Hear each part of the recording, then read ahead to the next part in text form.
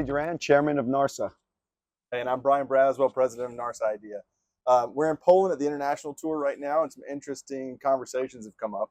One of the reasons we're sitting here right now. And Bobby, I want to jump right into it. We've had a lot of topics about training, hiring talent, and also, really probably more importantly, developing talent. Can you kind of break down what you've done with your company and how you've started to almost take people from any walk of life and put them in position to be successful within your company? By no means are we experts, but we've expanded our business significantly over the last year or so. And what we found out is, it's hard to hire talent for this industry. Absolutely. Very few people are trained in radiators and in heat exchangers.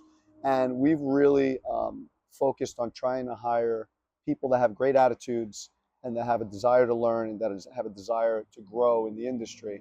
And we've made a lot of headway with those types of people in all walks, from techs to counter people. That's a good point. You hear a lot of people talking about, hiring for personality and hiring to build a team, but then training for talent. And, our company's picked up a lot from you and seeing how you pulled different people from, whether it be the automotive industry or the truck industry, or sometimes welders or just construction workers, and put them in a position to be successful. Do you have a blueprint for that? Have you drawn up a step-by-step plan, or is that something that's in the works? Well, it's definitely something that's in the works. We do have a set of core values that we hire and sort of fire by.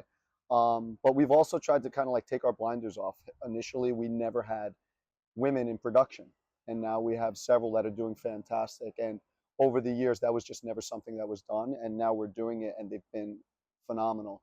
We've taken people that have had zero experience and brought them up on the counter. And if they were personable and had an interest in learning, we're just seeing great success in that. So I think, the doom and gloom you hear, you can't find anybody. They're there. You just kind of have to, try to identify. And I think if you hire for culture and sort of desire to grow, you can find good people. Yeah, I think anybody who's in our industry would certainly say that radiator guys don't grow on trees, or girls don't grow on trees anymore. We've taken people from the meat industry, a butcher, a guy who was a former boat maker, right, from all different types, and plugged them into almost like a self-service type role within our company, and they've been very successful so far doing it. So, taking pages off of your book and other people who've brought, men and women from all walks of life to jump into our company has been an easy way to start the slow transition for them to be successful. And then a lot of NARSA members too, I know we've talked about it, doing sort of an exchange program with your workers to another shop.